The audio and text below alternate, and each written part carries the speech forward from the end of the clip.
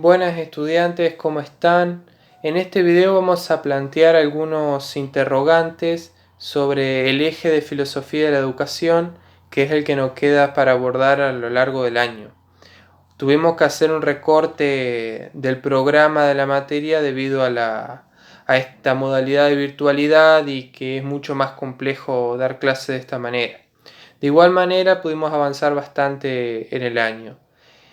En este eje vamos a trabajar aspectos vinculados a la filosofía de la educación y precisamente en este momento vamos a trabajar dos textos, uno de Verónica Edwards que se llama Las relaciones del sujeto con el conocimiento y el otro se llama Transmisión e institución del sujeto, que es de Laurent Cornu.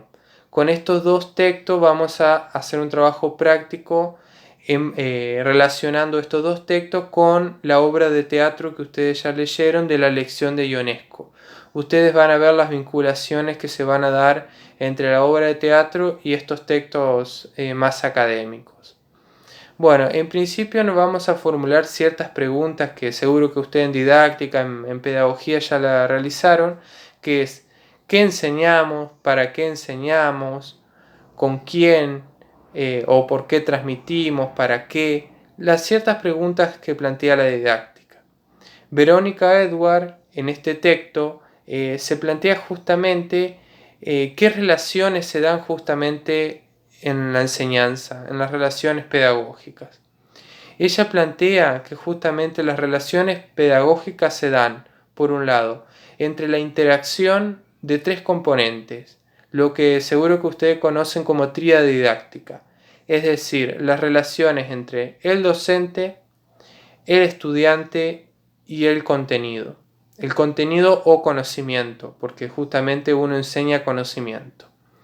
Verónica Edwards en este sentido sostiene que el conocimiento se transmite a partir de estos tres componentes en interacción. No puedo sacar ningún componente acá porque no sería ningún tipo de relación pedagógica si saco cualquier componente. Lo interesante en este punto es las lógicas que se dan en la interacción de estos tres. Porque el contenido es lo que yo enseño, no es algo arbitrario, no es lo que yo quiero enseñar. O bueno, es lo que yo quiero enseñar, pero también lo que me obligan a enseñar a partir de los contenidos obligatorios que se estipulan para un espacio curricular. Ejemplo, en el caso de Entre Ríos, los contenidos obligatorios están estipulados por los diseños curriculares del Consejo General de Educación. Estos diseños curriculares estipulan qué se debe enseñar de acuerdo a cada nivel. El contenido no es algo ingenuo. El que tengo que enseñar no es algo ingenuo, sino que hay decisiones, hay posicionamiento y hay justamente rencillas políticas en este punto. El contenido es lo que se llamaría currículum, que como dirían muchas pedagogas es una arena de lucha. El que enseñar está mediado por muchos factores, porque por ejemplo hay contenidos que resultan más difíciles de enseñar en la escuela que otros por ciertas cuestiones sociales. Mucho tiempo la educación sexual integral como un contenido a enseñar en la escuela presentó ciertas reticencias o dificultades por parte de docentes o incluso de familias. Esto significa que el contenido a enseñar tiene que estar legitimado, autorizado por la sociedad. Y este currículum, este contenido se presenta como algo verdadero, algo con cierto valor para enseñar, algo científico. Esto es algo interesante de plantear. Y por el otro lado es la relación que se da entre docente y estudiante, que no es una relación lineal, no es una educación bancaria, como diría Freire, o depositaria, sino que es una relación que está mediada por la, ¿cómo te puedo decir? Por la contingencia, por algo que cambia, que no siempre es tan esperado. La relación pedagógica no es mecánica, sino que está sujeta muchas veces a las diferentes relaciones que se dan entre estudiante, docente y el contexto en que se atraviesa la relación pedagógica. Verónica Edwards se ocupa en este sentido de tratar de dirimir acá qué tipos de conocimientos se enseñan en la escuela, que es algo muy interesante de plantear y qué lógicas median en este sentido. Ella habla justamente que por un lado existe la lógica del contenido, que es lo que yo voy a enseñar, el currículum, y por el otro lado está la lógica de la interacción, que sería esta relación no mecánica que se da entre estudiantes y docente. Acá ella dice que hay una lógica más implícita que estaría lugar a lo que algunos pedagogos también llaman currículum oculto. Esto que significa es todo lo que el docente enseña pero que está por fuera de los diseños curriculares. Ahí podemos expresar valores, posicionamiento del docente, cuestión ideológica del docente, que uno le enseña, pero que en realidad no está escrito en ningún lado. Y por el otro lado, aspectos más explícitos, que ahí sí son aspectos curriculares, de contenido a enseñar. Eso por un lado, dice Edward, que la relación pedagógica se da entre la interacción de la lógica del contenido y la lógica de la interacción. Y acá un punto importante que dice la autora, que es el planteo central, es que la forma de enseñar determinado contenido también es contenido. ¿Esto qué significa? Que la manera en que yo presento un contenido, utilizando determinadas estrategias pedagógicas, se convierte en un nuevo contenido. Esto significa que el cómo enseño afecta al qué enseño. Esto se lo ve muchas veces en docentes donde quizás saben muchísimo del contenido, saben mucho, pero se le dificulta enseñarlo.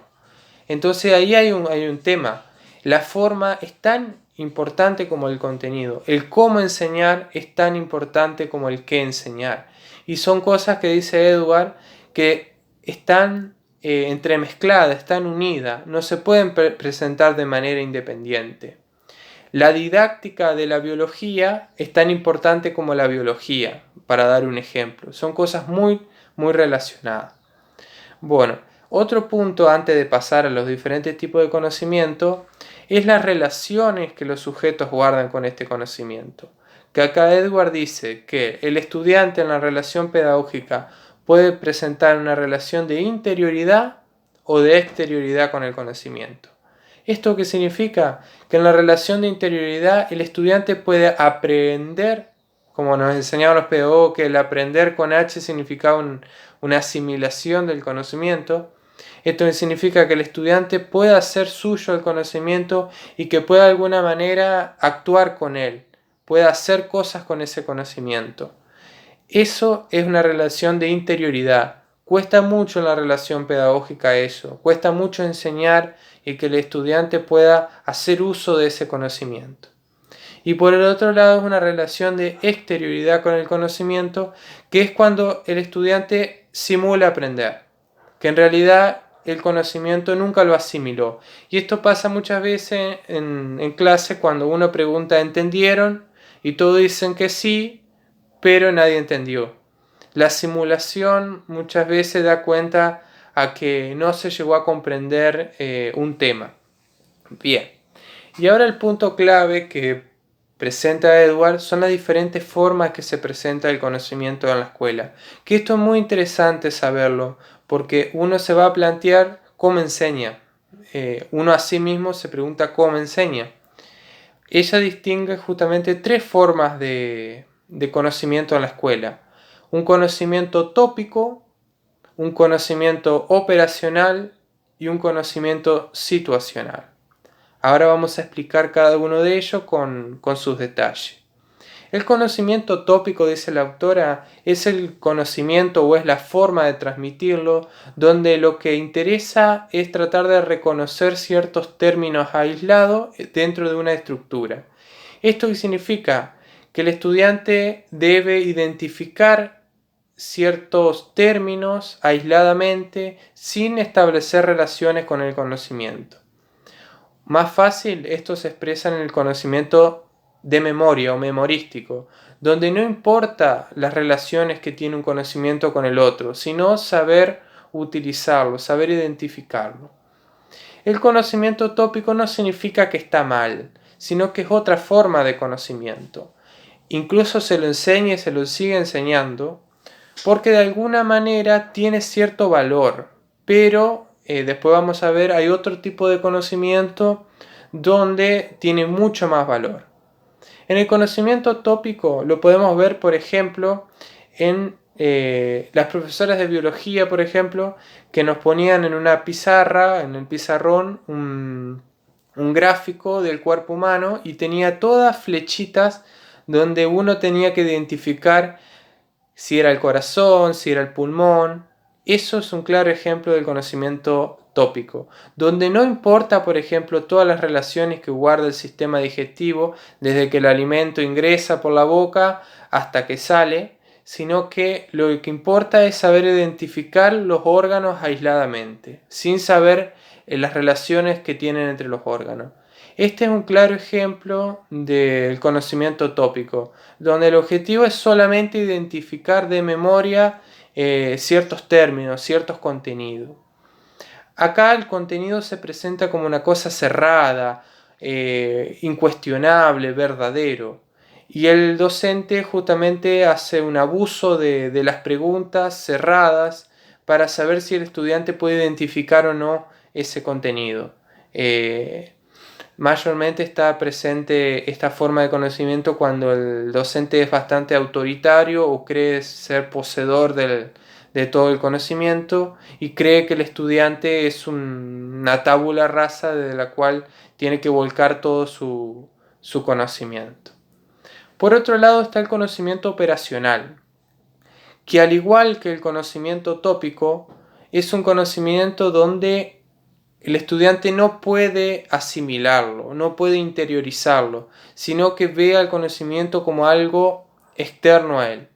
Tanto como en el tópico como en el operacional, el estudiante no aprende nada en el sentido de interiorizar el conocimiento. En el conocimiento operacional, lo que interesa es establecer relaciones con el conocimiento, pero no cualquier tipo de relaciones o las relaciones que se deberían establecer, sino que en este tipo de conocimiento lo que importa es saber operar con el conocimiento. Saber operar con ciertas fórmulas abstractas, con ciertos conceptos, para solucionar determinados problemas.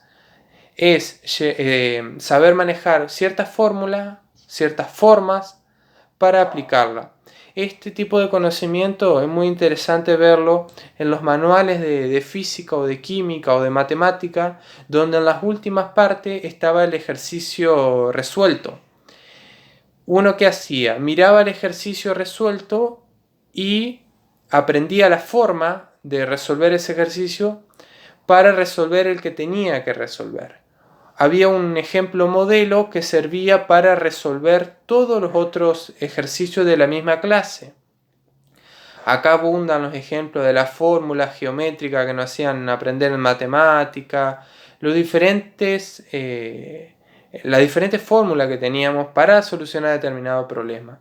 Si vos te aprendías la fórmula, era imposible que no te salga determinado problema. Y uno a veces renegaba porque en el examen no se acordaba justamente la fórmula del volumen, la fórmula para sacar el perímetro de un cilindro, porque justamente con la fórmula salía el problema. Bueno, este es el conocimiento operacional.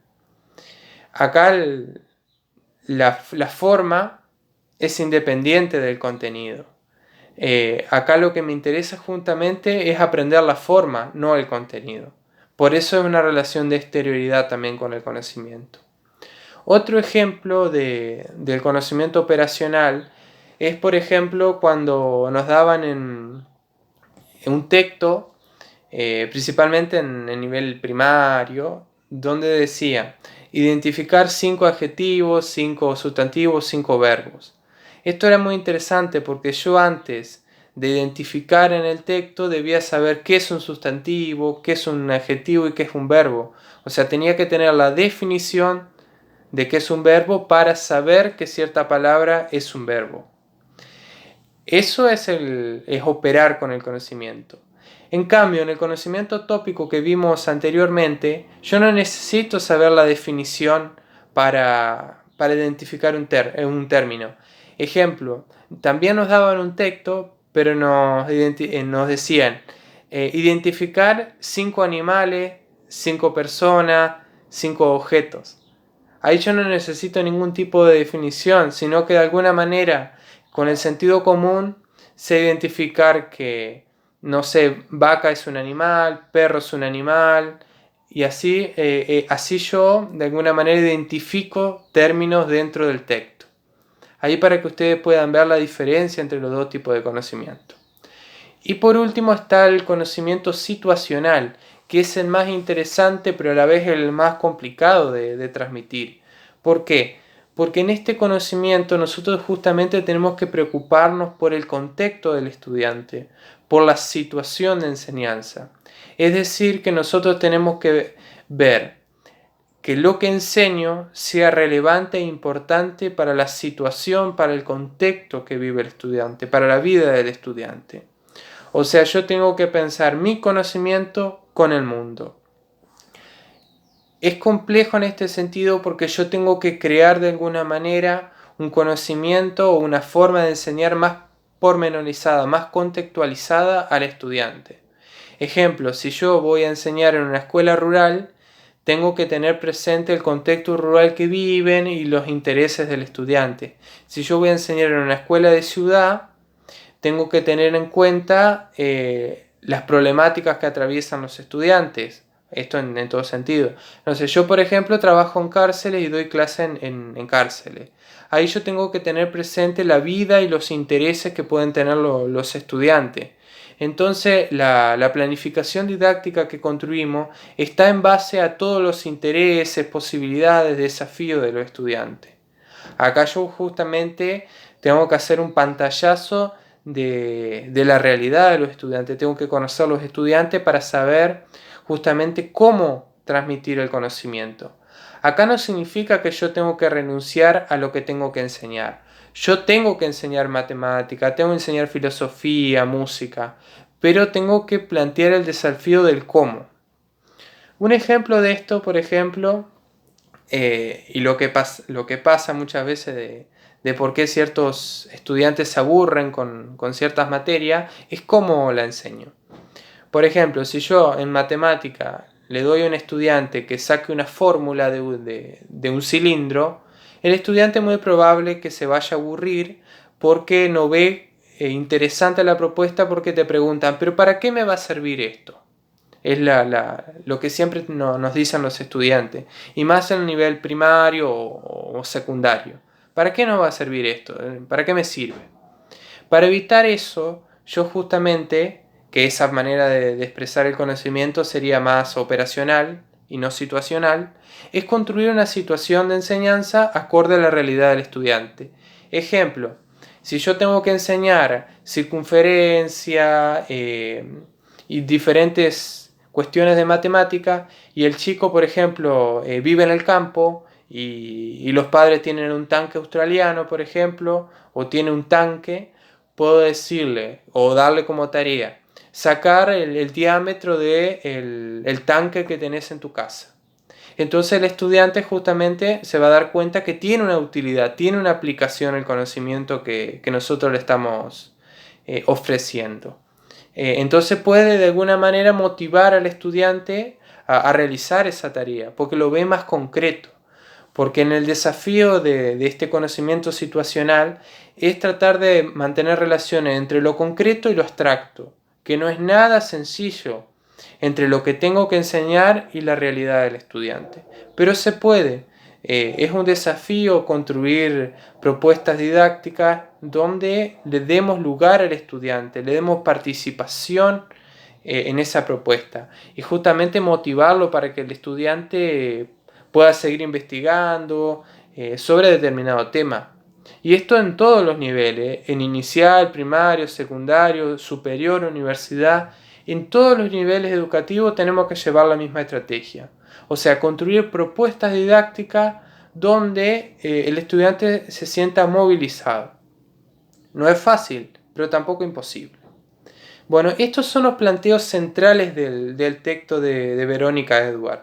Estas relaciones que se establecen con el conocimiento, estos tres tipos de conocimiento que se transmiten en la escuela.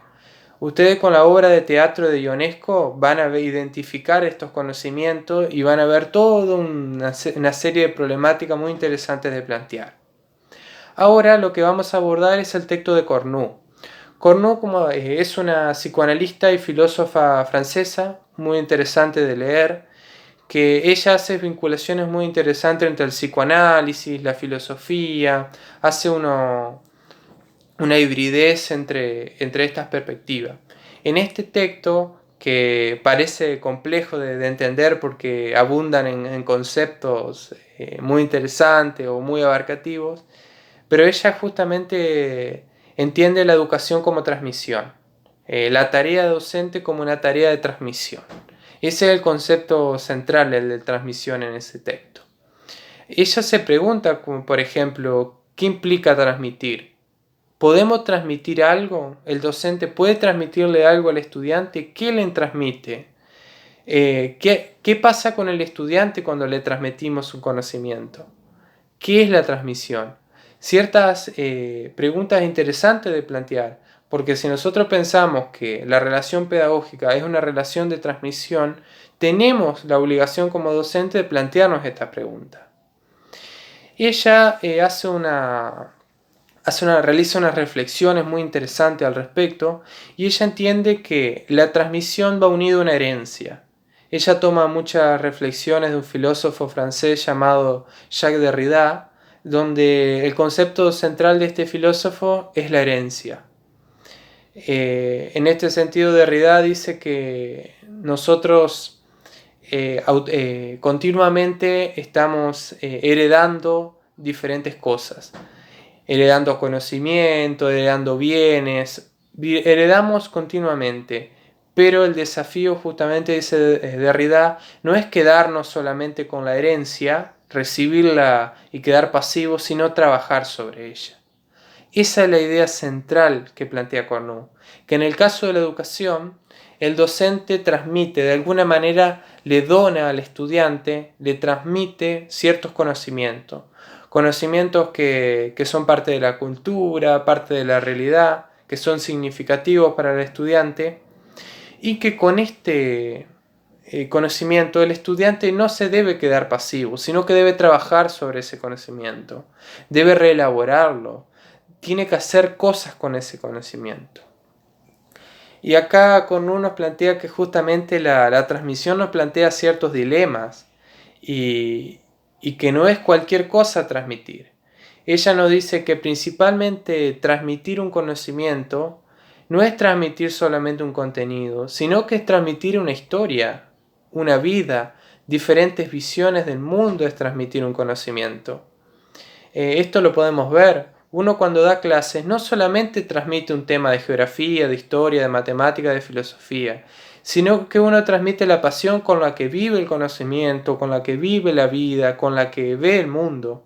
Ciertas concepciones se filtran en el contenido y eso es lo más rico de la enseñanza.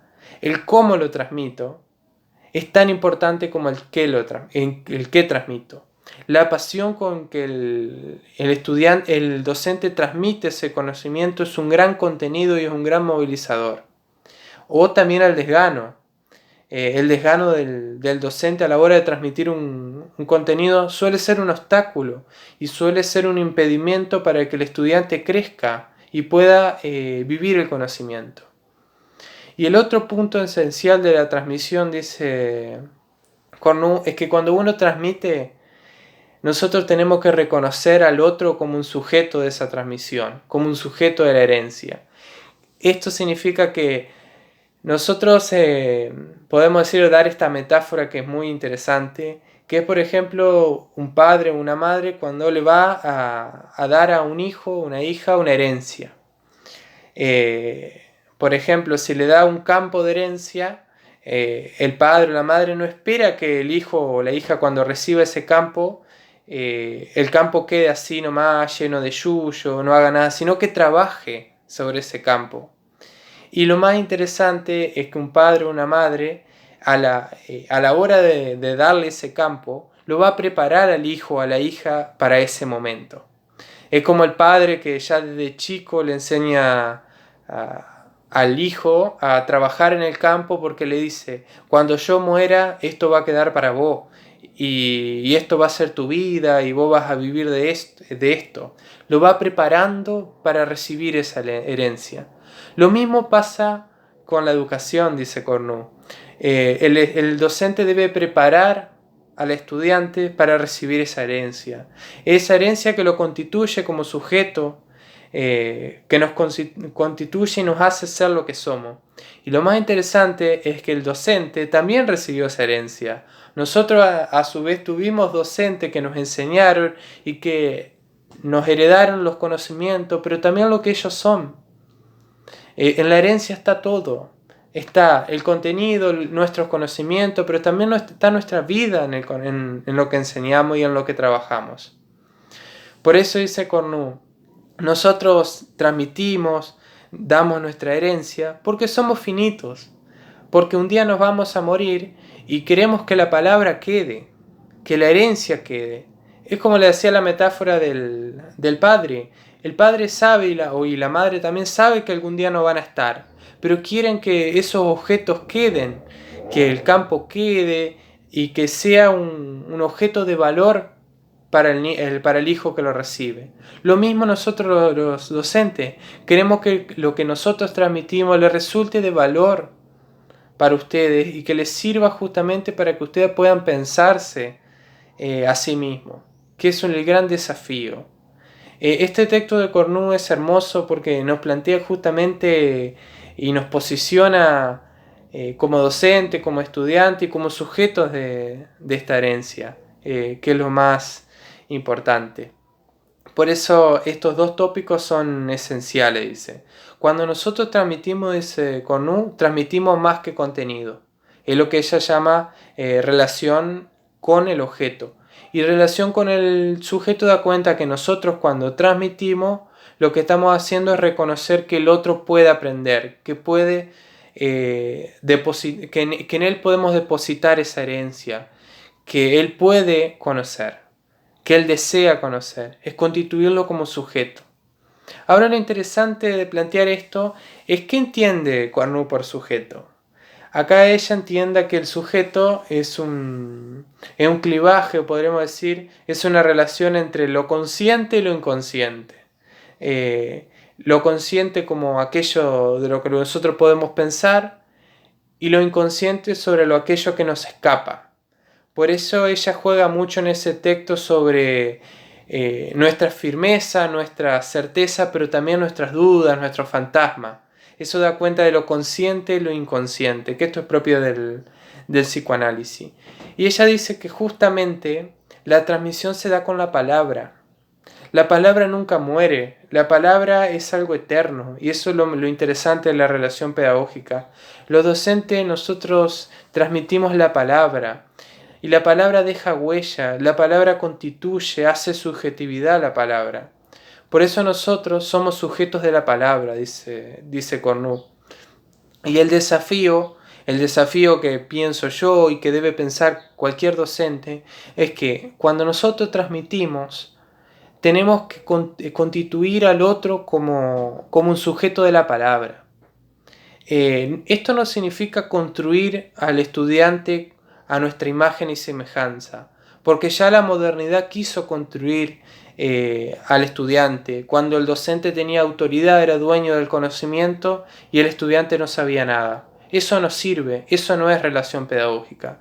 Relación pedagógica es brindar la palabra para que el estudiante pueda pensarse a sí mismo y pueda construir lo que Cornu llama una identidad narrativa, que pueda narrarse a sí mismo, que pueda pensarse a sí mismo y pueda construir su vida, sus horizontes, sus posibilidades, su sentido. Eso es la relación pedagógica, dejar que el estudiante camine, que el estudiante crezca, que el estudiante te sorprenda. Eso es lo más importante de la relación pedagógica.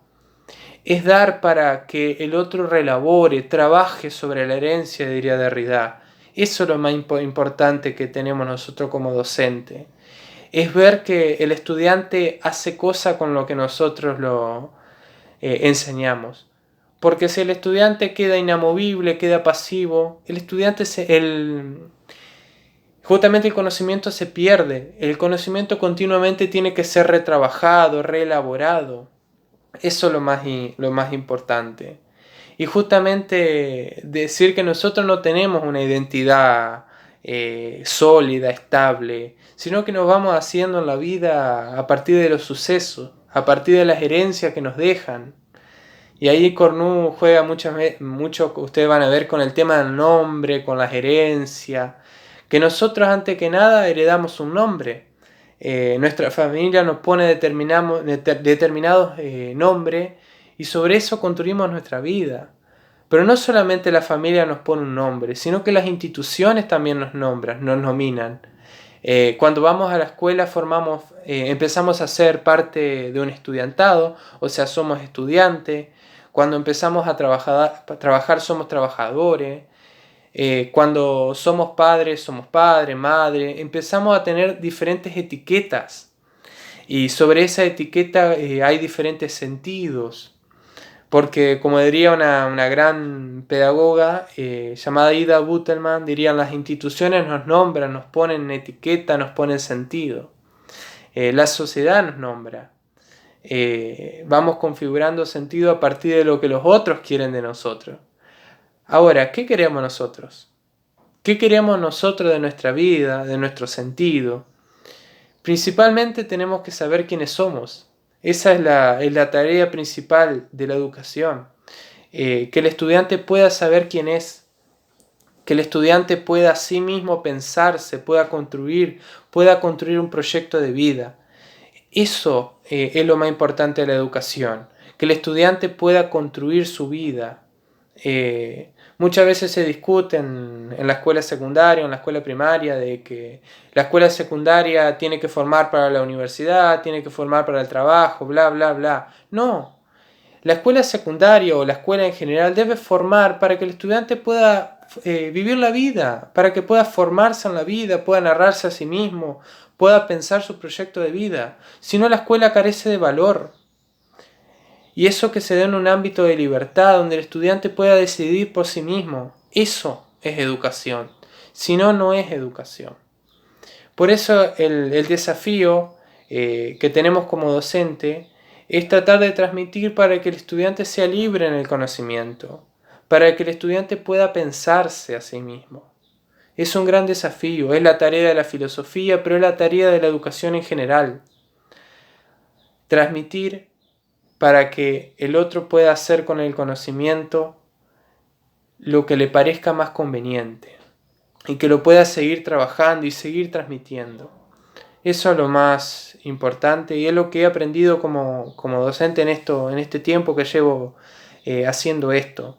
Justamente tratar de transmitir lo que uno sabe, pero también lo que uno ignora.